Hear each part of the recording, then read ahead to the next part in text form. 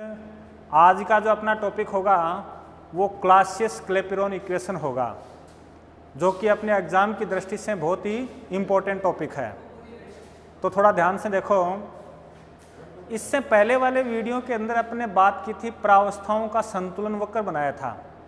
प्रावस्थाओं के संतुलन वक्र को डिफरेंशियल इक्वेशन के रूप में लिखना, अवकल समीकरण के रूप में लिखना ही क्या कहलाता है? क्लासियस-क्लैपेरॉन इक्वेशन कहलाता है।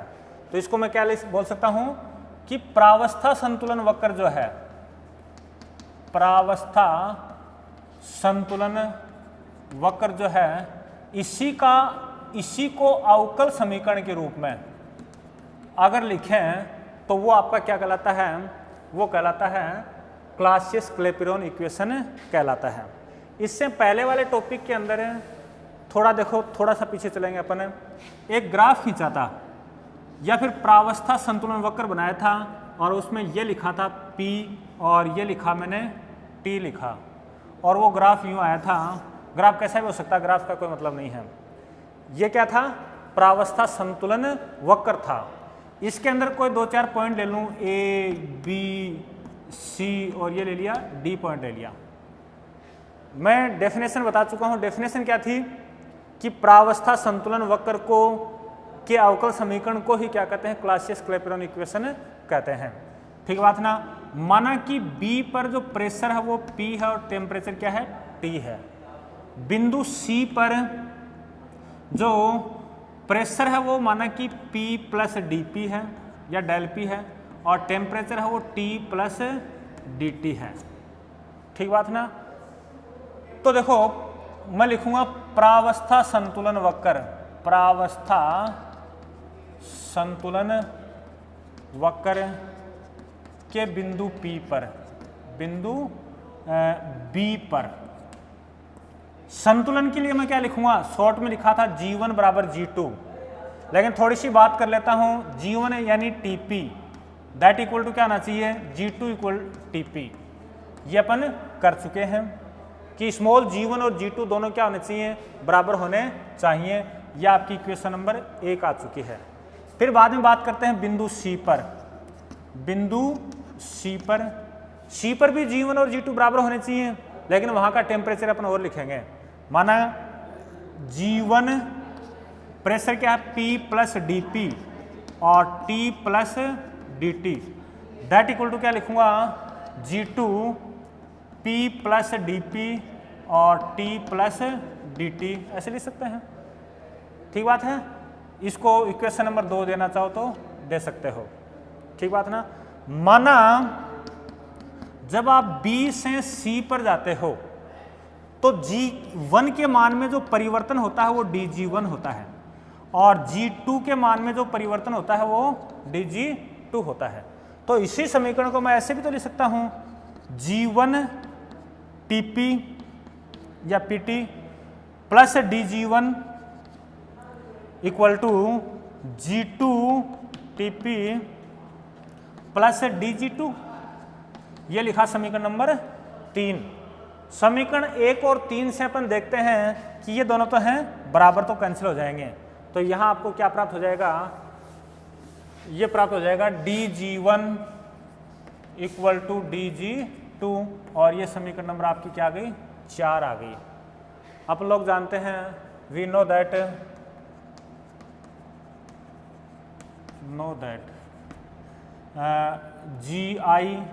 I यहाँ दो प्रावस्थाओं के लिए I1 और 2 लिख लेंगे अपन। ठीक बात ना? That equal to EI minus TSI plus PVI। यहाँ पर ध्यान दिया हो, T और P के I नहीं लगाया, क्योंकि ये ऊष्मा भंडार के संपर्क में है, तो P और T उतना ही होगा जितना ऊष्मा भंडार का होगा। ठीक बात ना? इसके बाद में ध्यान देने वाली बात है कि पहले तो ये बताओ, I का मान या तो 1 होगा या 2 होगा। प्रावस्था नंबर 1, फेज नंबर 1 के लिए 1 और 2 के लिए 2 लिख देंगे अपन। ठीक बात ना? फिर बाद में अपन बात कर लें प्रति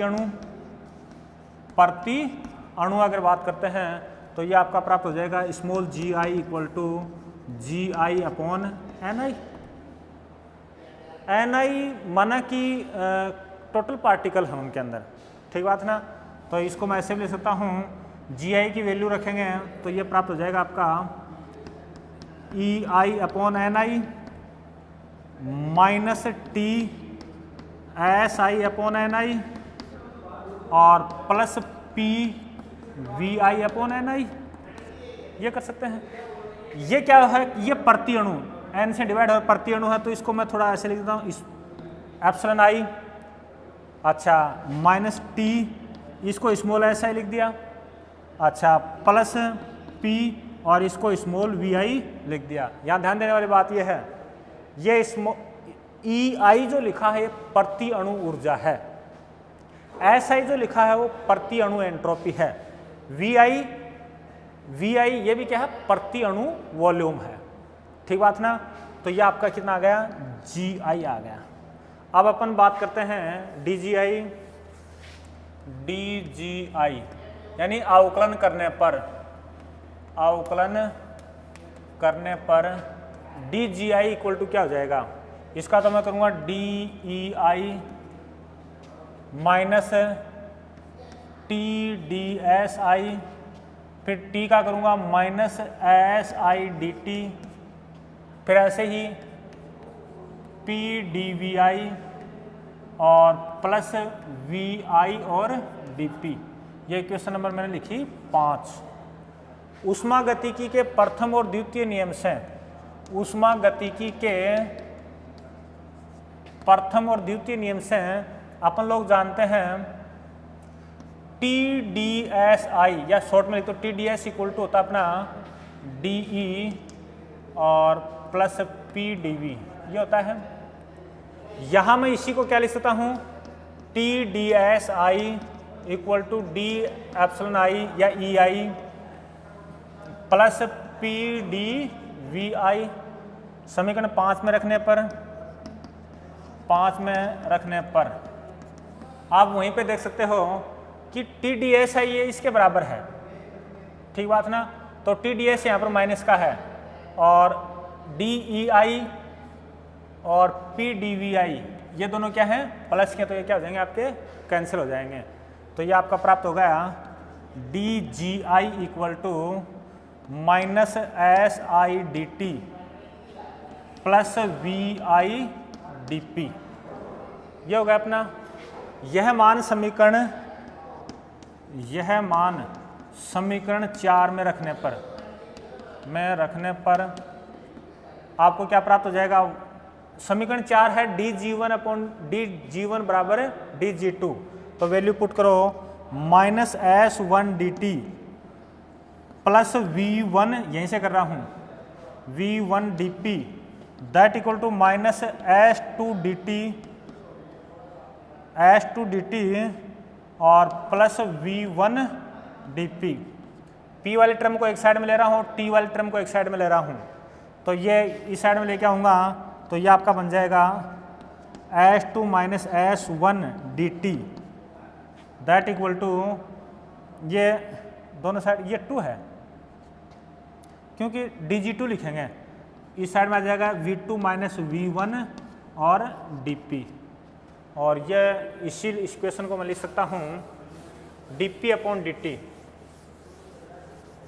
ये लिखा D P upon D T equal to, यहाँ से देखो D P upon D T करेंगे तो ये अपॉन में जाएगा, तो ये आ गया आपका S two minus S one upon V two minus V one. ये समीकरण नंबर 5 या 6 जो भी आई है, शायद 6 नंबर दे दिया। आप देखो अपन लोग जानते हैं ऊष्मागतिकी का जो नियम है दूसरा, या फिर एंट्रोपी की परिभाषा से देखो अपन क्या जानते हैं, एंट्रोपी की परिभाषा से अपन जानते हैं D S equal to D Q upon T, D Q upon T. यहाँ डी क्यू की जगह क्या लिखूँ, अवस्था 1 से अवस्था 2 में जा रहे हैं, अवस्था 1 से अवस्था 2 में जा रहे हैं, ठीक बात है ना। अवस्था 1 से अवस्था 2 में जा रहे हैं, जब आप नियत ताप पर अवस्था 1 से अवस्था 2 में जाते हो तो उसको बोलते हैं लेटेंट हीट, गुप्त उष्मा कहते हैं उसको, और गुप्त उष्मा को L से डिनोट किया जाता है। तो दैट इक्वल टू L12 यानी गुप्त उष्मा है। 1-2 का मतलब है फेज 1 से 2 में जा रहे हो, या फिर 2 से 1 में आओ तो भी सेम हो जाएगा अपना। 1 से 2 में जैसे ठोस से द्रव में जाओगे तो आपको उष्मा देनी पड़ेगी, द्रव से गैस में, द्रव से ठोस में जाने पर उष्मा निकलती है। समझ आ गई बात मेरे हिसाब से। सेम ऐसे ही ds की जगह पर देखो प्रति अणु तो अपना S2 - S1 आ गया, लेकिन n की बात कर लेता हूँ n अणुओं के लिए, अब तो आपका ये हो जाएगा, ठीक बात ना, n आपका कितना हो जाएगा, ये हो जाएगा। या फिर प्रति मोल की बात कर लें, प्रति मोल की बात कर लें, माना कि 1 मोल के अंदर n अणु है, कैपिटल n अणु है, ठीक बात ना। तो ये दोनों चीज़ यहाँ लिखूंगा तो ये इक्वेशन आपकी चेंज हो जाएगी, n स्मॉल s2 - s1। यहाँ थोड़ा गौर करना भाई, ये प्रति अणु है, ये कैपिटल n अणुओं की बात है। मैं प्रति मोल की बात करता हूँ तो कैपिटल n है वो एवोगाड्रो नंबर के बराबर हो जाएगा अपना, दैट इक्वल टू L12/T, या फिर S2 - S1 equal to L12/NT। यह मान समीकरण 6 में रखने पर, यह मान समीकरण 6 में रखने पर यह आपका आ जाएगा dP/dt equal to L12/N T भी है एक V2 - V1। गौर करो S2 - S1 की जगह रखा तो NT नीचे आएगा, ठीक बात ना। इसी को मैं ऐसे भी लिख सकता हूँ dP/dt इक्वल टू L12 तो है ही T, और इसको लिखा मैंने डेल V। यहाँ डेल V किसको लिखा है, del V equal to N V2 - V1, या फिर मैं इसको लिखता हूँ L12 और T V2 - V1, capital V है। इसमें वाले पर पार्टिकल शो कर रहा था। यह जो इक्वेशन आई है dP/dt, ये बोल दो या फिर ये बोल दो, ये है यह क्लासियस क्लैपिरॉन इक्वेशन कहलाती है, क्लैपिरॉन इक्वेशन कहलाती है। क्लासियस क्लैपिरॉन इक्वेशन का एक मुख्य उपयोग है कि गलनांक पर दाब का क्या प्रभाव पड़ता है और क्वथनांक पर दाब का क्या प्रभाव पड़ता है। तो ये 2 बात और करेंगे इसके एप्लीकेशन के रूप में।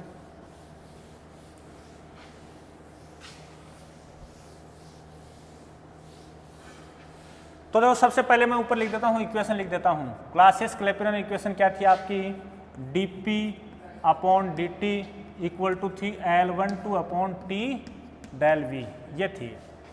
फिर पहली बात करेंगे गलनांक पर दाब का प्रभाव या क्वथनांक पर दाब का प्रभाव। क्वथनांक यानी मेल्टिंग पॉइंट पर दाब का प्रभाव।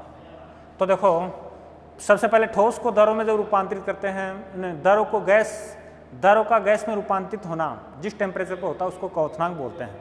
तो नॉर्मली क्या होता है, द्रव से जब गैस बनती है तो अपन बोलते हैं कि आयतन बढ़ता है, आयतन बढ़ता है। अगर आयतन बढ़ेगा तो डेल V यानी V2 - V1 अंतिम आयतन माइनस प्रारंभिक आयतन, यह आपका पॉजिटिव प्राप्त होगा। आपका क्या होगा, पॉजिटिव प्राप्त होगा। T अपना जैसे मान लो पॉजिटिव होता है, केल्विन में लेंगे तो L12 ठोस को द्रव को गैस में बदले तो वो भी आपका क्या है, पॉजिटिव है। तो ये मान यहाँ पर जब मैं रखता हूँ तो dP/dt इक्वल टू क्या आएगा, आपका पॉजिटिव आएगा। इस पॉजिटिव आने का अर्थ क्या है कि अगर आप टेम्परेचर बढ़ाओगे, थोड़ा दोबारा बोल रहा हूँ, इसका अर्थ यह है कि P के बढ़ने पर T बढ़ेगा या P के कम होने पर T भी कम होगा, इसका अर्थ यह है। इसको आप हिंदी में इस प्रकार से बोल सकते हैं, इस प्रकार से अपन कह सकते हैं कि दाब बढ़ाने पर किसी पदार्थ का कौन सा पॉइंट है, क्वथनांक बढ़ता है, या फिर इसका उल्टा बोलें दाब को कम करने पर किसी पदार्थ का क्वथनांक कम होता है। यानी दाब कम क्वथनांक कम, दाब ज़्यादा तो क्वथनांक भी ज़्यादा हो जाता है। ठीक बात है। इसके बाद में इसका भाग नंबर 2 करते हैं क्वथनांक पर। क्वथनांक पर दाब का प्रभाव। क्वथनांक तो कर लिया, गलनांक पर, गलनांक पर दाब का प्रभाव। तो देखो नॉर्मली क्या होता है, जब किसी पदार्थ को गर्म करते हो या ठोस से द्रव में बदलते हो तो उसका आयतन बढ़ता है। यहाँ पर पानी एक अपवाद है। पानी क्या है? एक अपवाद है। पानी को छोड़कर, जल को छोड़कर, जल को छोड़कर होता क्या है कि ताप बढ़ने पर या फिर ठोस से द्रव में जाने पर, ठोस से द्रव में जब जाते हैं तो आयतन बढ़ता है, आयतन बढ़ता है। आयतन बढ़ेगा तो डेल वी आपका क्या आ जाएगा? पॉजिटिव आ जाएगा। और यही बात वहाँ लिखूँगा तो क्या प्राप्त हो जाएगा? dp upon dt equal to positive. और इसका अर्थ थोड़ी देर पहले भी क्या बताया था, इसका अर्थ ये है कि P बढ़ेगा तो T बढ़ेगा, P घटेगा तो T घटेगा। यानी ऐसे पदार्थों के लिए जिनका आयतन बढ़ता है, गर्म करने पर आयतन बढ़ता है, उनका दाब बढ़ाने पर गलनांक है वो बढ़ता है, दाब घटाने पर गलनांक कम होता है। लेकिन जल के लिए विशेष केस है। जल के लिए अपन जब बर्फ से जल बनाते हैं तो आयतन कम होता है, आयतन कम होता है। एक ये किसी कंपटीशन के लिए आपने पढ़ा भी होगा कि पानी का घनत्व तो सर्वाधिक कब होता है, यानी आयतन न्यूनतम कब होता है। तो अपन पढ़ते हैं 4 डिग्री सेल्सियस पर पानी का घनत्व सर्वाधिक होता है, ऐसे कुछ पढ़ा होगा। तो वैसे याद कर सकते हो, बर्फ से जब जल बनता है तो आयतन क्या होता है? कम होता है। आयतन कम होगा तो डेल वी आपका क्या प्राप्त हो जाएगा? नेगेटिव हो जाएगा। डेल वी नेगेटिव होते ही आप लिखोगे dp अपॉन dt है, वो भी आपका क्या जाएगा? नेगेटिव प्राप्त हो जाएगा। ये ध्यान है कि ये नेगेटिव क्यों हुआ? क्योंकि अपन लोग जानते हैं V2 माइनस V1, अंतिम आयतन माइनस प्रारंभिक आयतन। अंतिम आयतन कम है, प्रारंभिक ज़्यादा है, तो ये आपका नेगेटिव। और अब आओ इसमें, यह नेगेटिव होने का अर्थ क्या है कि दाब बढ़ाओगे तो टेम्परेचर कम हो जाएगा। दाब कम, ये उल्टा संबंध होगा अपना। इस प्रकार अपन कह सकते हैं कि पानी का या बर्फ का दाब बढ़ाने पर गलनांक कम हो जाता है, बर्फ का दाब कम करने पर गलनांक बढ़ता है, उल्टा बोला है। तो इस प्रकार से ये एक इम्पोर्टेंट एक टॉपिक अपना कंप्लीट होता है। Thank you.